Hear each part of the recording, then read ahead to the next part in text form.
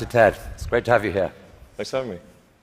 So, in the next half hour or so, we're going to spend some time exploring your vision for what an exciting future might look like, which I guess makes the first question a little ironic. Why are you boring? Yeah, I ask myself that frequently. We're trying to dig a hole under LA, and this is to create the beginning of what will hopefully be a 3D network of tunnels to alleviate congestion. So, I mean, right now, I think one of the most soul-destroying things is traffic. It affects people in every part of the world. It takes away so much of your life, and it's horrible. It's particularly horrible in LA.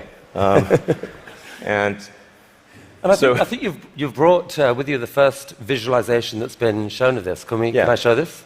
Yeah, absolutely. So this is the first time, just to sort of show what we're talking about. So there are a couple of key things that are important in having a 3D tunnel network. First of all, you have to be able to integrate the entrance and exit of the tunnel seamlessly into the fabric of the city. So by having an elevator, sort of a car skate that's on an elevator, you can integrate the entrance and exits to the tunnel network just by using 2 parking spaces. And then the car gets on a skate. There's no speed limit here, so we're designing this to be able to operate at 200 kilometers an hour, or about 200 kilometers an hour, or about 130 miles per hour. So you should be able to get from, say, Westwood to LAX in 6 minutes, 5-6 minutes. So possibly initially done as like on a sort of toll road type basis. Yeah. Which I guess alleviates some traffic from the surface streets as well. So I don't know if people noticed it in the video, but there's no real limit to how many levels of tunnel you can have. So you can go much further deep than you can go up. The deepest mines are much deeper than the tallest buildings are tall.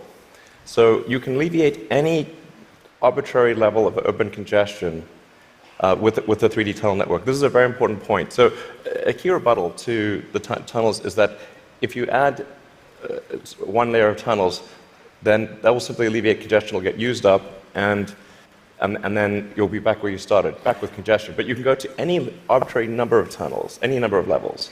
But people assume traditionally it's incredibly expensive to dig, and that would block this idea. Yeah.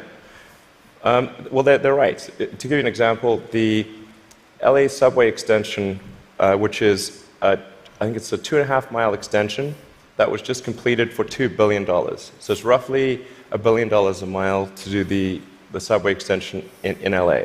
And this is not the highest utility subway in the world.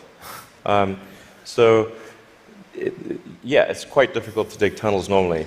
I think we need to have at least a 10-fold improvement in the cost per mile of tunneling.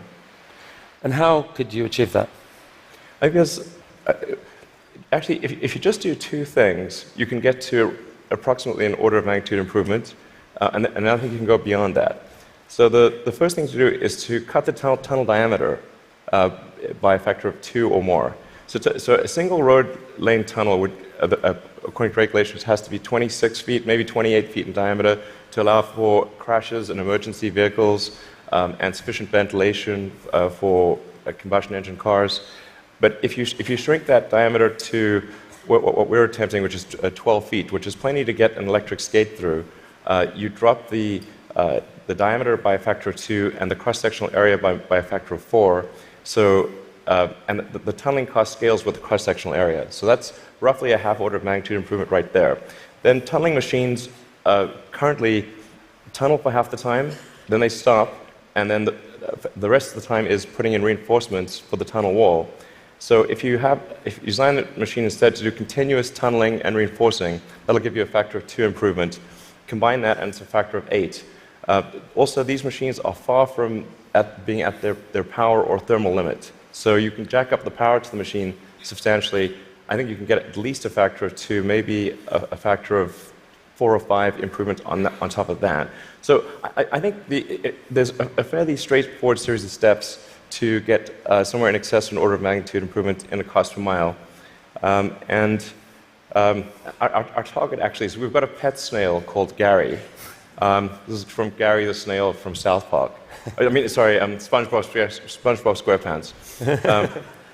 So Gary is capable currently he's capable of going 14 times faster than a tunnel boring machine. Okay. You want to beat Gary? We want to beat Gary. Yeah. He's not a patient little fellow, and we want that will be victory. Victory is beating the snail. But a lot of people dreaming about future cities, they imagine that actually the solution is sort of flying cars, drones, etc. You go above ground. Why isn't that a better solution? You save all that tunneling cost. Right. I'm in favor of flying things. Obviously, I do rockets, so I like things that fly. This is not some inherent bias against flying things, but there is a challenge with flying cars in that they'll be quite noisy. The wind force generated will be very high. Let's just say that if something's flying over your head, if there are a whole bunch of flying cars going all over the place, that is not an anxiety-reducing situation. You don't think to yourself, well, I feel better about today. You're thinking, like, did they service their hubcap? Or is it going to come off and guillotine me as they're flying past?